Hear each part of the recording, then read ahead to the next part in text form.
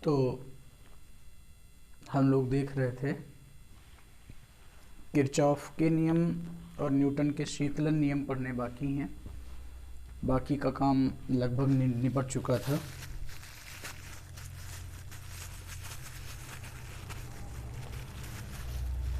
एक मिनट बस रुकिएगा।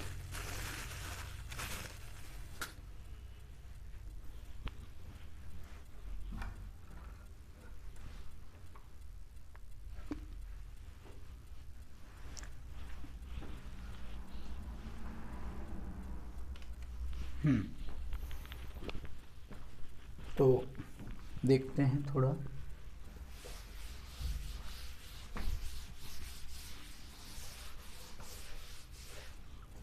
स्टीफन का नियम कल आपने देखा और आपने स्टीफन नियतांक का सिग्मा का मात्रक भी जाना, जूल प्रति मीटर स्क्वायर सेकेंड केल्विन की पावर 4। न्यूटन का शीतलन नियम, न्यूटन का शीतलन नियम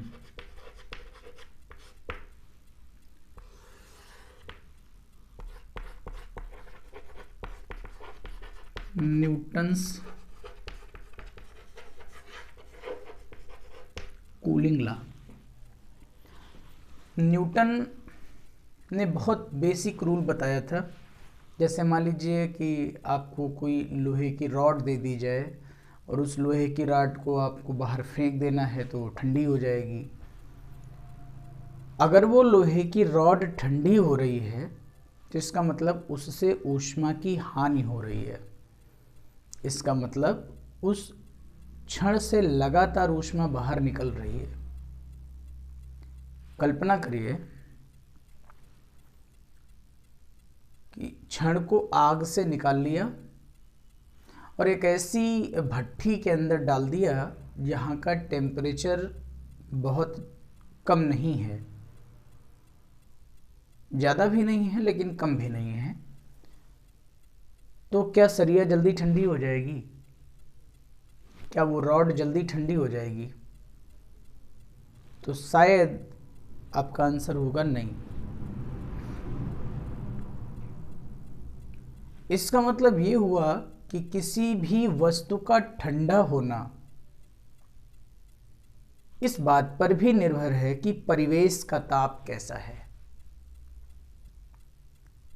अगर परिवेश का ताप कम है तो वस्तु ठंडी हो जाएगी। अगर परिवेश का ताप ज़्यादा है तो हो सकता है वस्तु ठंडी ना हो और हो सकता है वस्तु थोड़ा देर से ठंडी हो। ठीक है। और अगर कोई वस्तु ठंडी हो रही है तो इसका मतलब ये हुआ कि उससे ऊष्मा की हानि हो रही है। That object is continuously deteriorating its heat, declining its heat। ठीक है, उसकी हीट लगातार डिक्लाइन हो रही है।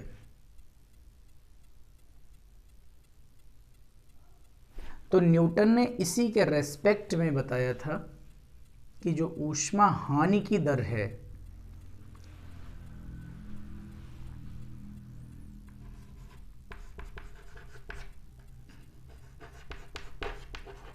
ऊष्मा हानि की दर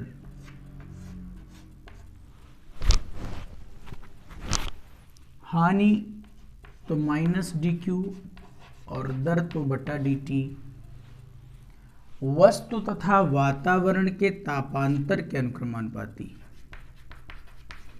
वस्तु तथा वातावरण का तापांतर। जैसे मान लीजिए कि ये एक कमरा है और इस कमरे में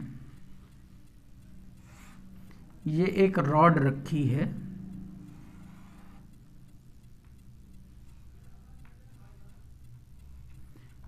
और इस रॉड को गर्म करके इस कमरे में रखा गया है। कमरे का टेम्परेचर है T0, इसे आप कहेंगे रूम टेम्परेचर। और सरिया का प्रारंभिक टेम्परेचर T है और स्मॉल t समय पश्चात ये घटकर T डैश हो जाता है, क्योंकि घटना तो है ही। तो जो ऊष्मा हानि की दर है वो ये बताती है -dq upon dt proportional to T minus T0। ये बात ठीक है। और अगर हम इसको और आगे हल करेंगे तो -dq बटा dt और एक कोई कांस्टेंट आएगा k T माइनस T0। मान लीजिए इनिशियल टेम्परेचर T डैश है, इनिशियल टेम्परेचर, और ये टेम्परेचर बाद में T समय बाद स्मॉल t टाइम को स्मॉल से दिखाया जा रहा है और टेम्परेचर को कैपिटल से दिखाया जा रहा है। तो स्मॉल t टाइम के बाद में उसका जो टेम्परेचर है वो T डैश से घटकर क्या हो जाता है, T हो जाता है। अब ये Q है और ये यहाँ पे Q इस रॉड के लिए यूज हुआ है। तो इस रॉड का अगर मास m है, इसकी विशिष्ट ऊष्मा s है, तो हम इसको लिख सकते हैं ms डेल्टा t। तो इसको लिखेंगे हम ms और टेम्परेचर dt बटा dt बराबर k of T minus T0। अब आपको ये समझ में आ रहा होगा कि ये dt और dt नहीं कटेगा, क्योंकि ये टेम्परेचर है और ये टाइम है, और इस dt के अपॉन में ये T माइनस T0 आएगा। तो ये dx अपॉन x की फॉर्म बन जाएगी, और dx अपॉन x की फॉर्म log बनाएगी इंटीग्रेशन में, और जब कभी log हटेगा तो e की पावर आएगी। क्या आएगी? e की पावर आएगी। ये आप जानते हो, नेचुरल लॉग या नेपियरियन लॉग हटने पर वहाँ पे जो है e की पावर आ जाएगी। अगर वो ब्रिक्स लॉग है या कॉमन लॉगरिथम है तो वहाँ a या 10 आ जाएगा। कुल मिला के e है तो पावर में e की पावर बनना ही है, और लॉग आना तय है, क्योंकि dt upon T minus T0 तो लॉग ही बनाएगा कहीं। तो इससे ये पता चल रहा है कि यहाँ पर लॉग आएगा और फाइनली इसमें e की पावर बनेगी। अगर e की पावर बनेगी तो इसका मतलब ये हुआ कि न्यूटन का नियम चरघातांकीय रूप से लागू है। एक समान दर से नहीं कि जैसे जैसे टाइम घट रहा है, जैसे जैसे टाइम बढ़ रहा है, फ्रिज में आलू बंडा बैंगन रखने का 2 घंटे बाद 3 घंटे बाद, तो ऐसा नहीं कि 1 घंटे में अगर 10 डिग्री घट रहा है टेम्परेचर तो अगले भी 1 घंटे में 10 डिग्री घटेगा। ऐसा बिल्कुल नहीं है।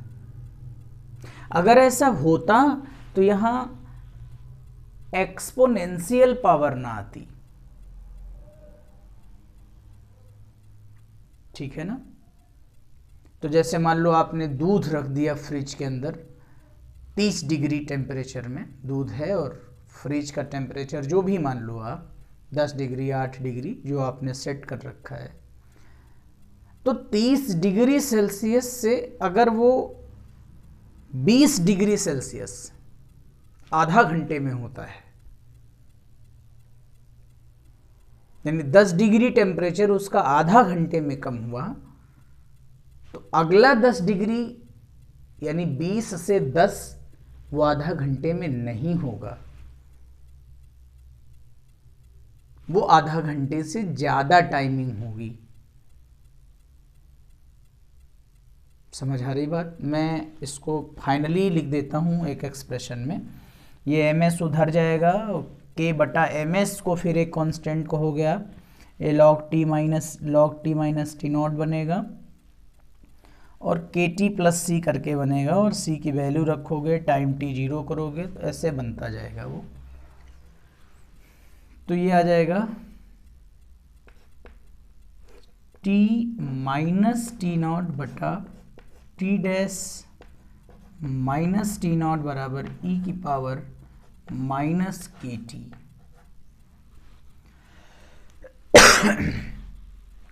ये है, यानी अगर हम टेम्परेचर और टाइम के साथ में एक ग्राफ खींचें, अगर लॉग ले लें और लॉग के साथ में टाइम की ग्राफ खींचें तो एक सीधी रेखा आएगी। लेकिन अगर नॉर्मली टेम्परेचर और टाइम के साथ में ग्राफ खींचें तो हमें वक्र प्राप्त होगा, क्योंकि ये एक्सपोनेंशियल कंडीशन है। मैं अभी आपको आगे बताऊंगा। तो आप एक पॉइंट यहाँ पे लिख सकते हैं कि न्यूटन का शीतलन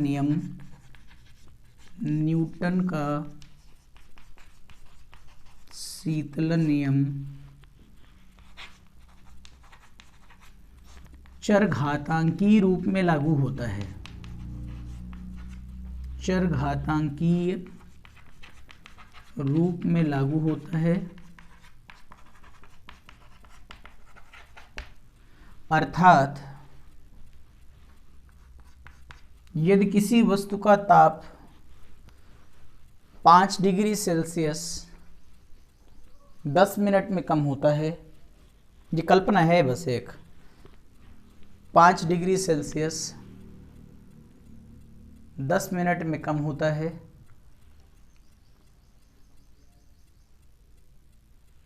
तो अगला 5 डिग्री सेल्सियस कम होने में, अगला 5 डिग्री सेल्सियस कम होने में 10 मिनट से ज़्यादा का समय लगेगा।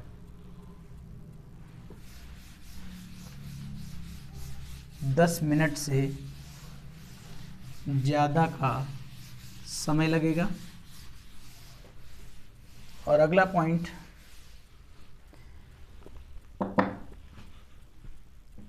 न्यूटन का शीतलन नियम, हाँ ध्यान रखना, जैसे मान लो आपने भट्ठी में उठाया किसी लोहे की रॉड को और भट्ठी में उठाने के बाद उसको सीधे बर्फ में फेंक दिया, तो न्यूटन का शीतलन नियम लागू नहीं होगा, क्योंकि न्यूटन का शीतलन नियम बहुत अधिक तापांतरों के लिए भी लागू नहीं है।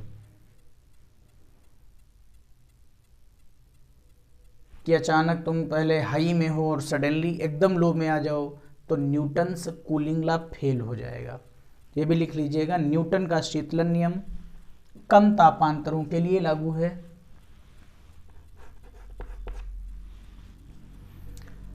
न्यूटन का शीतलन नियम कम तापांतरों के लिए लागू है।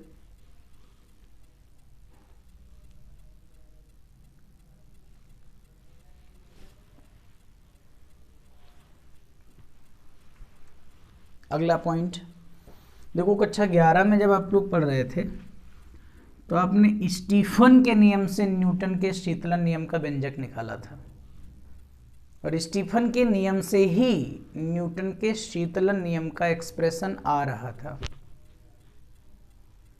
तो हम ये कहना चाह रहे हैं कि स्टीफन के नियम का ही एक रूप है न्यूटन का शीतलन नियम, या यूं कह लीजिए कि न्यूटन का शीतलन नियम स्टीफन के नियम से ही प्राप्त होता है। तो आप लिख लीजिएगा, न्यूटन का शीतलन नियम स्टीफन के नियम की एक विशेष अवस्था है।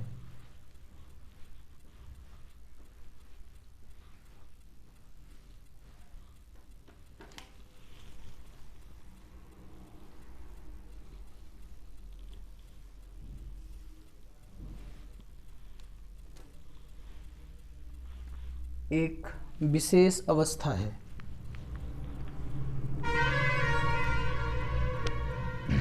अब थोड़ा समझना, जैसे मैंने आपसे अभी कहा t माइनस टी नॉट बटा T dash minus t not बराबर e की पावर माइनस के टी। अगर मैं इसको और व्यवस्थित लिखूं तो इस तरह से मैं लिख सकता हूं t dash minus t naught e की पावर माइनस के टी। अगर हम टेम्परेचर और टाइम के बीच में ग्राफ खींचें तो आपको ग्राफ यूं मिलेगा, इधर आप टाइम लिख लीजिए और इधर आप टेम्परेचर लिख लीजिए। आप देख लीजिएगा कि जब टेम्परेचर ज़्यादा है तो टाइम कम है, जैसे जैसे टाइम बढ़ेगा वैसे वैसे टेम्परेचर घटेगा, अर्थात वस्तु ठंडी होती चली जाएगी। लेकिन ये घटना एक समान गति से नहीं होगी, ये घटना एक समान स्पीड से नहीं होगी, बल्कि वो अपने अकॉर्डिंग चीज़ें बदलती जाएंगी, चरघातांकी रूप से वो चीज़ें सही होंगी। अगर एक साथ एक जैसी होती तो ये रेखा ऐसे आती, सीधी रेखा। तो आप ध्यान रखिएगा इस बात का, इस तरह से। लेकिन अगर मैं इसी में इस तरह से कहता log t minus t not बटा t माइनस टी नॉट बराबर, तो ये खाली आता माइनस के टी। आता कि ना आता? आता कि ना आता बोलो? हाँ। तो अगर मैं ये कह दूं कि इस पूरे को मान लो कोई टेम्परेचर अपने दिमाग में मान लो हमने x मान लिया, तो हम कहते हैं log x proportional to time. इसका मतलब ये हुआ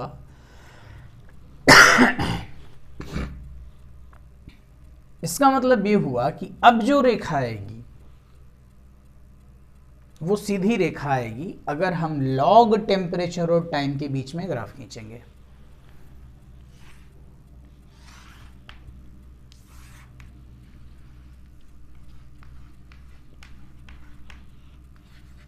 लॉग टेम्परेचर और टाइम। आ रही बात समझ में? ये हो गया आपका न्यूटन का शीतलन नियम। अब न्यूमेरिकल एप्लीकेशन इसका लिखिए।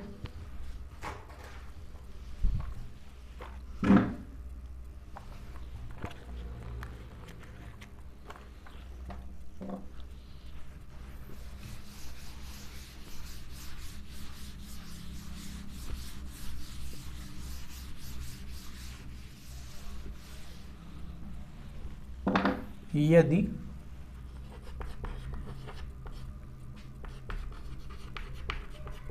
किसी वस्तु का ताप T1 से T2 स्मॉल t समय में हो जाता है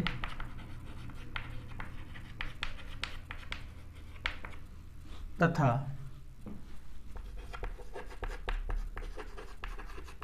कमरे का सीधा हमारा मतलब किसी परिवेश से है, परिवेश का ताप T0 है, तब T1 माइनस T2 बटा टाइम बराबर K of T1 plus T2 by 2 minus T0. It's a very important, it's very most important. आपके चैप्टर के कम से कम 7-8 सवाल इसी से हल होंगे, ठीक है ना? तो आप लगा लीजिएगा, जहां K बराबर नियतांक। अब ये नियतांक कैसे आएगा? अब ये नियतांक लाने की कोई ज़रूरत नहीं है। जब भी कंडीशन आएंगी तो दो सवालों में दो कंडीशंस आएंगी। उन दोनों कंडीशंस को आप भाग लगाएंगे तो अपने आप ये के जो है वो वैनिश हो जाएगा, ख़त्म हो जाएगा, भाग जाएगा और आसानी से आपके सवाल हल हो जाएंगे। मैं बार बार रिपीट कर रहा हूँ कि जैसे आपने फ्रिज में पानी रखा, मई जून के महीने में 40 डिग्री टेम्परेचर का पानी, 42 डिग्री टेम्परेचर का पानी आपने फ्रिज में रखा 40 डिग्री का, और आपने देखा कि ठीक 20 मिनट बाद वो 30 डिग्री हो गया, यानी 10 डिग्री कम हो गया। कितने समय में? 20 मिनट में। तो पुनः अगला 10 डिग्री कम होने में, यानी 30 से 20 होने में उसे 20 मिनट से ज़्यादा लगेगा। यानी फ्रिज में वस्तु पहले तो जल्दी ठंडी होती है, फिर ठंडी से और ठंडी होने में धीरे धीरे प्रोसेस होती है। आ रही बात समझ में? ये हो गया, ये हो गया न्यूटन का शीतलन नियम फाइनली। अगली हेडिंग बना लीजिए स्टीफन का नियम, सॉरी किरचॉफ का नियम।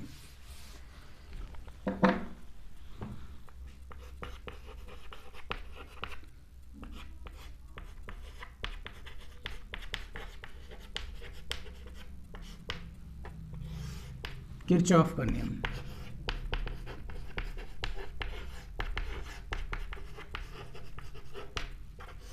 Kirchhoff's law. किरचॉफ के नियम को बहुत साधारणतया हम समझते हैं। एक कमरा है और इस कमरे में एक वस्तु रखी है और इसी कमरे में एक कृष्णिका रखी है।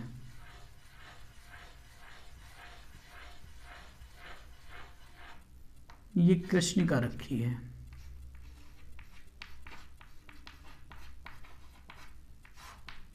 ठीक,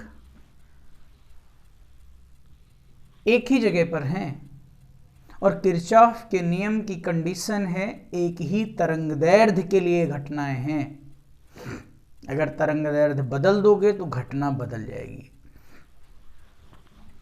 तो यह भी पॉइंट बिल्कुल आपको मेमोरेबल बनाना है। निश्चित तरंगदैर्ध्य,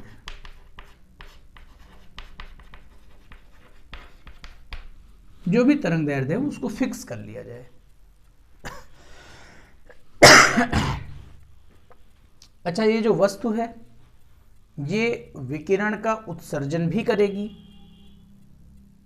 और विकिरण का अवशोषण भी करेगी। कृष्णिका भी विकिरण का अवशोषण करेगी, लेकिन एक समय आने पर वह विकिरण का उत्सर्जन भी करेगी। ठीक है ना? तो नियम ये कहता है कि अगर इस वस्तु की हम उत्सर्जन क्षमता मान लें ई लैम्डा, अवशोषण क्षमता मान लें ए लैम्डा, और कृष्णिका की उत्सर्जन क्षमता हम मान लें ई लैम्डा। अवशोषण क्षमता तो एक होती है, जानते हो आप, कृष्णिका की। तो नियम ये कहता है ई लैम्डा बटा ए लैम्डा बराबर कांस्टेंट। ई लैम्डा बटा ए लैम्डा बराबर क्या हो जाएगा? कांस्टेंट। मतलब ये है कि एक निश्चित ताप पर, कमरा क्यों बनाया आपने? क्योंकि पूरे रूम का टेम्परेचर एक जैसा है। किसी निश्चित ताप पर निश्चित तरंगदैर्ध्य के लिए सभी वस्तुओं की उत्सर्जन क्षमता और अवशोषण क्षमता का अनुपात एक नियतांक होता है, और यह नियतांक उसी ताप पर, देखो उसी कमरे में हमने रखी, कृष्णिका की उत्सर्जन क्षमता के बराबर होता है। ठीक है ना? ई लैम्डा बटा ए लैम्डा बराबर कैपिटल ई लैम्डा। ठीक है ना? एक निश्चित ताप पर रखी हुई किसी वस्तु के लिए उत्सर्जन क्षमता तथा अवशोषण क्षमता का अनुपात सदैव नियतांक होता है, और यह उसी ताप पर रखी हुई आदर्श कृष्णिका की उत्सर्जन क्षमता के बराबर होता है। यही है किरचॉफ का नियम। किरचॉफ के नियम के सरलीकरण रूप में इसके जो सिंप्लीफिकेशन फॉर्म है, उस सिंप्लीफिकेशन फॉर्म के बारे में हम ये कह सकते हैं कि किरचॉफ कहते हैं कि जो जस करहि सो तस फल चाखा,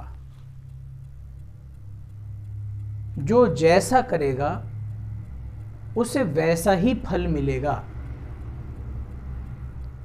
अमूमन हमारे जीवन में, सामान्य जीवन में कभी कभी ऐसे दृष्टांत देखने को मिलते हैं, कैसा लगता है कि ये प्रकृति के विरुद्ध है, हमने तो इतने अच्छे कार्य किए थे, ये कैसे हो गया। लेकिन वो भी कहीं आपकी किसी एक्शन का ही रिएक्शन है। इस जन्म से लेकर के पिछले जन्म तक के किसी एक्शन का रिएक्शन है।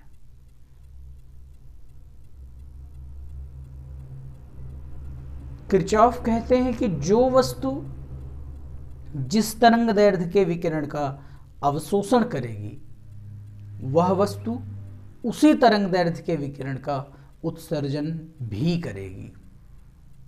101%। यानी जो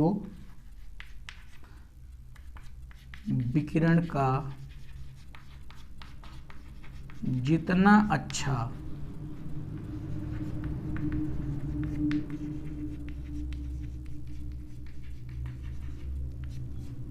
अवशोषक होगा,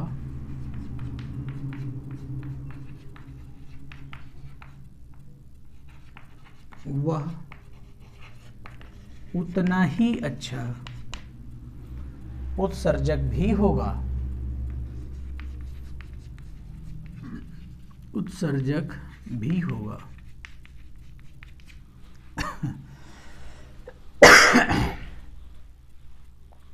बात आपको समझ में आ गई होगी।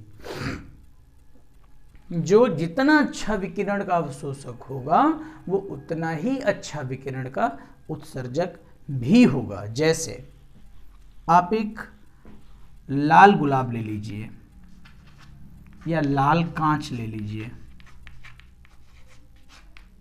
अगर इस लाल कांच को कभी गर्म करोगे, ज्वाला इससे जो निकलेगी वो हरी निकलेगी। कैसी निकलेगी? हरी,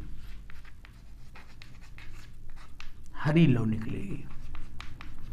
लौ प्यार वाला नहीं, पगला जाओ, लौ सुन के ही खाली। लाल कांच में हरी लौ निकलेगी। और अगर हरे कांच को कभी हम गर्म करें, हरे कांच को अगर हम गर्म करें तो लाल लौ निकलेगी, लाल फ्लेम निकलेगी। क्यों? तो इसको जानने के पहले हम ये जानेंगे कांच लाल क्यों हुआ। जब कांच में वाइट लाइट पूरी गई, सप्तरंगी मिश्रण जो प्रकाश का गया, जो मिलकर के सफेद रंग बना रहा है, उस सफेद रंग के गिरने के बाद भी कोई खिड़की, कोई कांच लाल रंग का क्यों दिखा?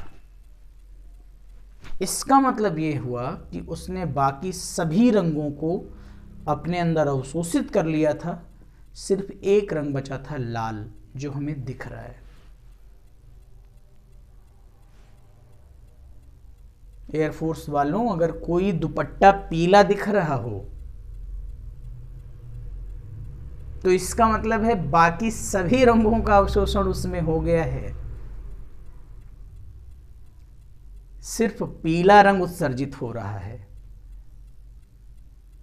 लाल कांच में बाकी समस्त रंग अवशोषित हो गए हैं, सिर्फ लाल बचा है। और समस्त रंगों में प्रभावी है हरा रंग।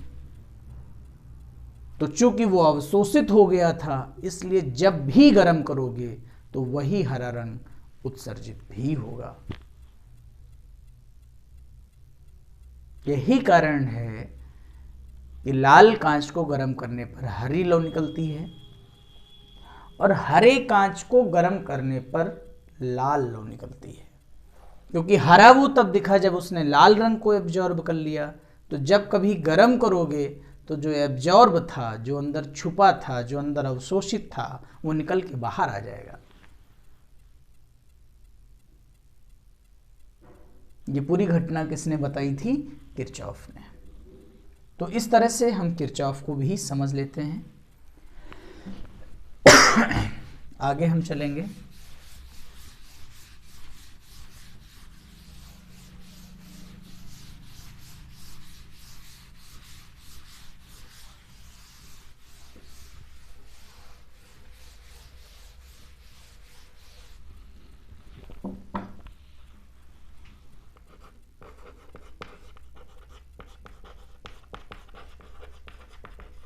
वीन का विस्थापन नियम।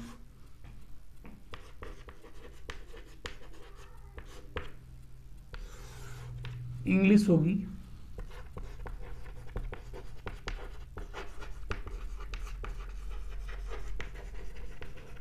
Wien's displacement law. वीन का विस्थापन नियम क्या कहता है? वीन का विस्थापन नियम मैं आपको बताता हूँ। आप कभी घर में गड़सा वड़सा पिटाने गए हो? नहीं गए हो? खुरपी, हंसिया, कुछ भी, या बीघापुर में आपने देखा होगा वो जो लोहर बढ़ैया होते हैं, वो पीट पीट के खुरपी और फावड़े का निर्माण करते हैं, लोहे को गर्म करते हैं, लोहा लाल होता है, फिर उसमें चोट मारते हैं तो लोहा जैसी आकृति वो चाहते हैं वैसी आकृति ले लेता है।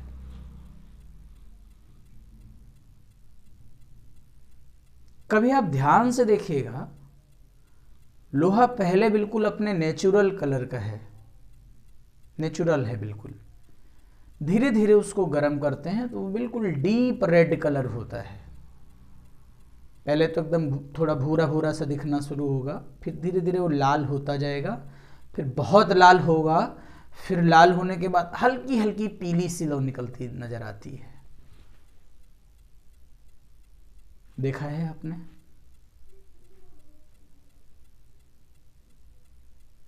तो आप जरूर कहेंगे हाँ बिल्कुल देखा है। अब आप ध्यान से समझिए कि आपने रेड देखा, फिर कालांतर में आपने येलो देखा। सबसे पहले हमको डीप रेड कलर दिखा। अब रेड के ऊपर तो कुछ है ही नहीं, क्या है? अवरक्त है, और अवरक्त को हमारी आंखें देख नहीं पाती। हमारी आंखें तो सिर्फ 4000 से 8000 एंगस्ट्रॉम लाइट को ही देखती हैं, या इतनी ही किरणें हमारी आंखों को संवेदित करती हैं, प्रभावित करती हैं। तो इसलिए हम 4000 से 8000 एंगस्ट्रॉम के बीच की ही लाइट देखते हैं। अब ये रेड कलर स्टार्टिंग में दिखा, फिर धीरे धीरे धीरे धीरे हम घटते हुए किधर आ गए? येलो की तरफ आ गए। आप मुझे बताइए कि जैसे जैसे आप उसको गर्म करते गए लोहे को, वैसे वैसे कलर रेड से येलो होता गया कि नहीं? यानी तरंगदैर्ध्य 8000 से धीरे धीरे घट रही है कि नहीं घट रही है? घट रही है। जितना टेम्परेचर बढ़ेगा तरंगदैर्ध्य उतनी ही घटेगी। इसका मतलब ये हुआ कि मिनिमम तरंगदैर्ध्य तब होगी जब टेम्परेचर मैक्सिमम होगा। ये दोनों उल्टा होंगे। जितना गर्म करोगे तरंगदैर्ध्य उतनी ही छोटी होगी, यानी वो तरंग उतनी ही ऊर्जावान बनेगी।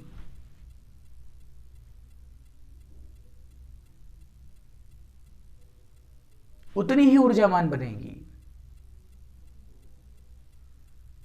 वेवलेंथ जितनी छोटी होगी उतनी ही तो ऊर्जा ज्यादा होती है, hc/λ के अकॉर्डिंग। तो बीन बताते हैं कि जैसे जैसे किसी वस्तु को हम गर्म करते जाते हैं उससे उत्सर्जित तरंगदैर्घ्य छोटी होती जाती है। तो आपने इस एक्सपेरिमेंट में भी देखा, जो आपकी लाइफ से कनेक्टेड है, इस एक्सपेरिमेंट में भी आपने देखा कि वास्तव में पहले वो लाल लोहा दिखता है, फिर धीरे धीरे वो येलो की तरफ आता है। तो इस तरह से हम कह सकते हैं कि ये एकदम सही घटना है, एकदम सही व्याख्या है कि जितना टेम्परेचर बढ़ेगा उतनी तरंगदैर्घ्य घटेगी। अब अगर यहाँ पे हम एक कांस्टेंट लाएंगे तो प्रोपोर्शनल हट जाएगा और इसी कांस्टेंट का नाम होगा बीन नियतांक। क्या नाम होगा? बीन नियतांक। और इसे ऐसे भी लिख सकते हैं लेमडा यम इंटू टी बराबर बी कांस्टेंट। सुनो ध्यान से, न्यूमेरिकली अगर इसको हम यूज करेंगे तो ये यूज होगा लेमडा 1 T1 बराबर लेमडा 2 T2 और 4-5 लास्ट के न्यूमेरिकल इसी से हल होंगे, आप हल कर सकते हैं।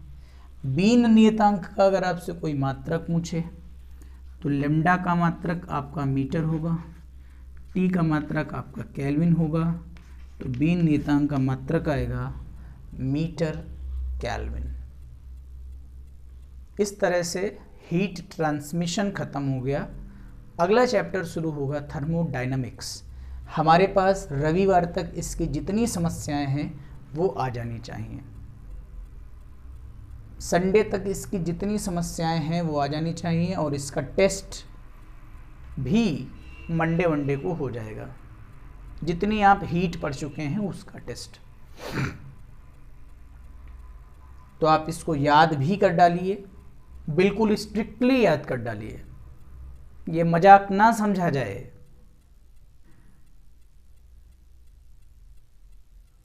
ठीक है, इसको क्लियरली आप याद कर डालिएगा और चैप्टर फिनिश हो गया है। अगला चैप्टर चलेगा ऊष्मागतिकी, थर्मोडायनेमिक्स, सैद्धांतिक और आंकिक प्रश्न। कोशिश करिए कि कल तक आप भरत सर जी को व्हाट्सएप के माध्यम से ही बता दें तो वो सवाल हम तक पहुंच जाएं। Thank you so much.